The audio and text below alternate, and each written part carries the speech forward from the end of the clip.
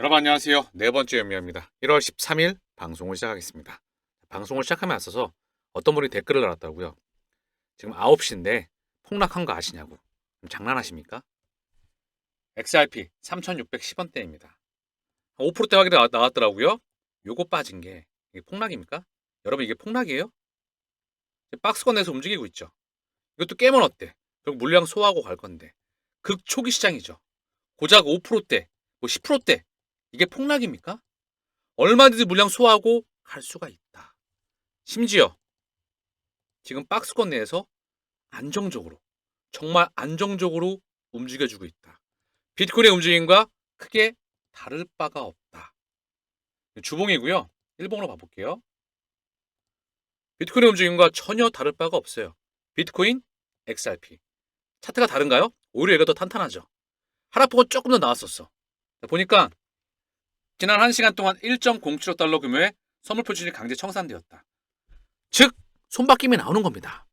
파동을 겪어나가면서 상승이 나오고 있는 과정이다. 흔들기는 얼마든지 나올 수가 있다. 보면 시장 흐름 정리하고 갈게요.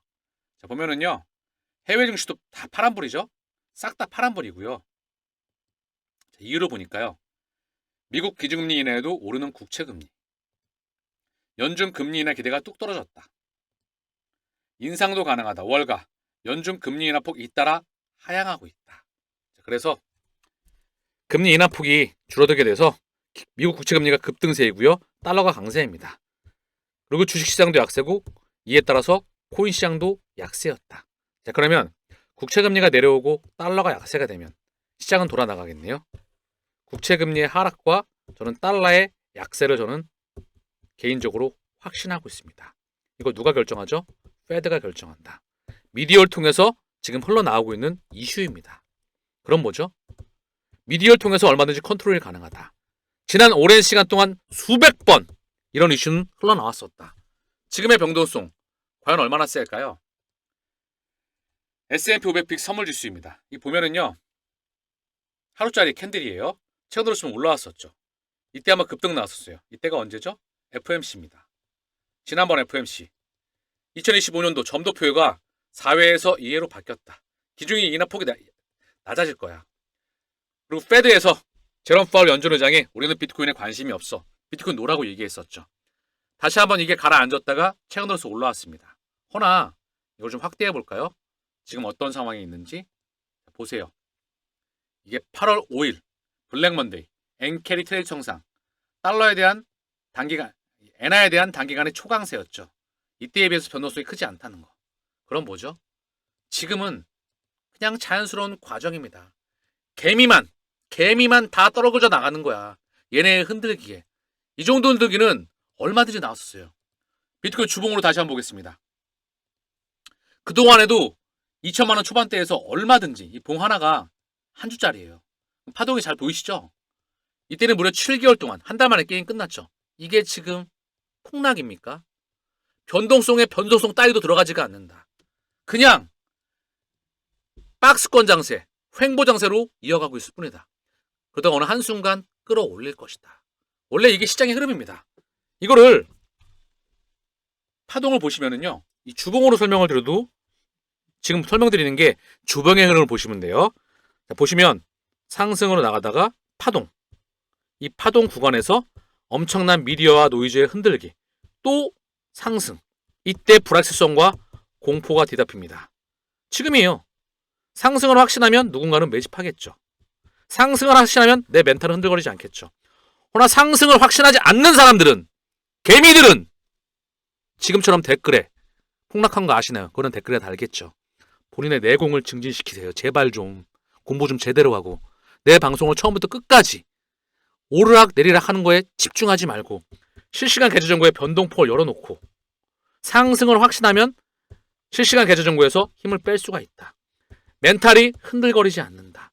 올라가건 내려가건 횡보하건 또는 지금처럼 올라가서 횡보해서 오르락 내리락 거리면 이때 멘탈이 흔들거리면 나는 결국 호구로 전략하게 됩니다. 상승을 확신하면 나는 흔들거리지 않는다. 내가 흔들거리지 않으면 세상을 컨트롤할 수가 있다. 결국 목적지에 도착할 수가 있다. 시장의 흐름을 제대로 읽으시기 바랍니다. 미디어를 보니까 트럼프의 강달러. 트럼프가 달러의 가격을 결정하는 게 아닙니다. 2017년도에서 2021년도 트럼프 재임 기간이었죠. 이때 달러가 약세 구간이었다. 달러의 가격은 페드가 결정한다. 페드의 주인이 누구니죠? JP모건, 뱅크 오브 아메리카, 웰스파고 시티이다. 얘네의 주인이 누구죠? 블랙락, 뱅가드, 스테이트 피델리티이다. 얘네의 주인이 누구죠? 로스차일드와 빌더버그. 이들의 주인과 이론과 패거리가 똑같은 리플. 결국 이들이 실물시장과 금융경제의 주인이다. 얘네가 컨트롤한다. 각종 경제 지표와 가격, 차트 전부 다 얘네가 만든다. 파생까지 얘네가 컨트롤한다. 그럼 시장의 컨트롤 흔들게 타원은 누구죠? 바로 그들이다. 그들이 파동을 흔들어 나가는 와중에 있다. 이걸 눈치 까십시오. 갈 길이 한참 많이 남아있다는 것을. 또 하나의 중요한 이야기가 나왔었는데 100% 뻥카가 나왔었어. 180도 뻥카. JP모건의 제이미 다이먼이 비트코인 내재 가치 없다. 뭐 코인 내재 가치 없다. 이런 말을 미디어 토론에서 얘기하고 있더라고요. 100% 뻥카입니다. JP모건은 이미 JP모건의 오닉스 프로그램을 통해서 인프라를 대규모로 확장해 나가고 있다. JP모건은 토커나 프로젝트에서 가장 중심의 선봉대에 서서 인프라를 깔고 나가고 있다. 피델리티, 얘네가 JP모건의 오닉스를 통해서 펀드 토커나를 이미 준비 중이다. 끝난 겁니다, 얘기. 정신 똑바로 차리시고 이번 버블장 제대로 준비하세요. 멘탈 허우적거리지 말고 쪽팔리게. 본인이 내공 가치를 키웠다고 한다면 흔들릴 이유가 단 한 가지도 없다. 자, 수급을 보시게 되면 비트코인의 핵심 저항구역 중 하나인 97,000달러에서 99,500달러 사이에 126만 개의 주소가 이전에 122만 개의 비트코인을 축적하였다. 이 구간대에서 비트시를 계속 고래와 쩐주들은 축적하고 있다. 한 번 더. 지난 96시간 동안 9,100만원을 넘는 까르다노, 에다를 매집하였다. 또 한 번. 지난 48시간 동안 4억 7천만 개 이상의 도지를 매집하였다. 고래들이 말입니다. 마지막으로 지난 48시간 동안 약 10억 달러 상당의 XRP를 고래와 쩐주들은 매집하였습니다. 지금 시장의 흐름은요. 트럼프 2기 행정부, 가상자산 자문위원회에 업계 리더 24명이 포함 예정입니다. 자, 워싱턴 DC에서 17일 날 행사가 열린다고 합니다. 여기에 크립토 차르, 데이비드 sak스와 함께 24명의 CEO와 창업자를 비롯한 24명의 전문가가 임명될 것이다. 바로 트럼프 2기 행정부에서. 감이 오시겠나요? 제도와 법과 시스템이 제대로 갖춰지게 됩니다. 이 행정부에 업계 리더가 직접 참여하는 거예요. 그리고 직접 제도와 시스템을 만든다는 거죠. 그리고 의회, 친암호화폐 원년의회가 처음으로 들어서게 됩니다. 그 테두리와 법과 플랫폼이 만들어지게 됐죠. 이 규격에 나오는데 시장 파일을 대폭 확대하고 있겠죠. 시장 시가총액의 파일을 키울 수밖에 없는 과정으로 들어가고 있는 겁니다. 그러니까 고래들이 계속 매집을 하지. 고작 이 정도의 가격대에서 멘탈이 고작 흔들려서 되겠습니까? 쪽팔리게 말입니다. 공부를 제대로 하신다면, 시간과 경험과 큰 그림을 볼 수 있다면, 숲을 볼 수 있다면 흔들릴 이유가 없다. 다시 한번 말씀드리지만 XRP에 투자하면 웹 3.0 가치의 인터넷에 투자하는 것이다. 100% 게임 끝났습니다. 이 보시면 리플과 연결되어 있는 그림이에요. 여기 보이시죠? 리플, XRP 냈죠. 인터레츠 프로토콜. 이게 바로 DLT 분산원장의 핵심이거든요. 여기에 연관되어 있는 미국 재무부, 미연준, 달러의 주인장이죠. BIS, 국제결제은행, IMF, 월드뱅크. 이거 하나로 끝난 거야, 게임. 미연준이 뭐죠? 달러의 주인, 미 재무부, 미 공급지기, BIS. 자기자본 비율을 결정하는 곳입니다. 자기자본 비율 8% 알고 계시나요? 이거 알고 있는 인플루언서도 없어. 제대로 만나시길 바랍니다. 기연이니까 기연. 자기자본 비율에 의해서 정상, 유주의, 고정, 회수 우문, 추정 손실 이 정상 채권이거든요. 이 비율에 대한 8%. 그래서 유동성을 결정하는 거야. 이 자기자본 비율에 따라서 시중에 나가는 유동성이 결정되게 된다는 거죠. 우리가 FOMC 통해서 지금 금리가 뭐 얼마 못 내리냐니까 시장에 발작하고 있잖아요. 고작 찌그러운 발작이죠. 귀여운 발작입니다. 자연스러운 파동. 그래서 그 근본 유동성을 결정하는 게 바로 BIS입니다. 중앙은행의 중앙은행. 돈의 규칙을 결정하는 곳이다. 이것 또한 달러와 유로와의 주인이 만들었습니다. IMF 뭐 하는 곳이죠? 국제결제 통화를 만드는 곳이에요. 비중을 결정하는 곳이죠. 달러, 유로, 엔, 파운드, 위안화. 달러와 위안화의 비중은 조금씩 늘렸죠. 나머지는 좀씩 줄이고 나가고요. 사실상 큰 그림에서 달러의 힘을 빼기 위해서 이 스위프트 2.0망을 만들고 있습니다. 여기에 록펠러 파운데이션, 빌 앤 메린다 게이츠, 빌 게이츠예요. 빌 게이츠. 록펠러 파운데이션, 석유왕 록펠러입니다. 역사로 가게 되면 너무 길어지긴 하지만 잠깐만 언급을 드리면 미국에 6대 왕이 있었다. 그 유명한 석유왕 록펠러. 얘가 다시 한번 로열 더치셀 BP 유럽의 미국의 엑슨모빌 쉐브론. 바로 록펠러의 잔재들이다. 자동차왕 헨리 포드, 철강왕 앤드류 카네기, 선박왕 철도왕 벤더빌트. 여기 6대 왕의 자금에 유럽에서 자금이 넘어왔었다. 이게 로스차일드와 빌더버그입니다. 자, 한 번 더. 이게 모잘라프로 이어지게 되죠. 이 모잘라프는 ISO 2002 관리자 그룹의 일원입니다. 여기에 리플렛과 스위프트와 공존하고 있고요. 비자와 마스터카드, 3대 예탁 결제원인 유로클리어, 미국 DTCC, 그리고 클리어스트림, 얘네가 공존하고 있다. 얘네가 있어야 증권을 실시간으로 처리할 수 있기 때문에 3대 예탁 결제원은 필수적입니다. 여기에 유럽중앙은행 ECB와 BOE, 영국중앙은행 영란은행이 공존하고 있다. 영란은행은 리플의 인터넷 프로토콜을 실시간으로 혈제 2017년도에 이미 테스트를 완료하였다. 게임 끝나 있다는 거죠. 여기에 전 세계 국가들이 함께 합류하고 있다. 저는 다 외우고 있습니다. 자료를 보여드리고 실제 보여드릴 수 있지만 100% 팩트라는 거. 팩트. 저는 머릿속에 그걸 다 외우고 있어요. 심지어. 그냥 보고 자료 안 봐도 내 말 믿으면 돼. 내가 다 확인하고 외우고 있으니까. 그래서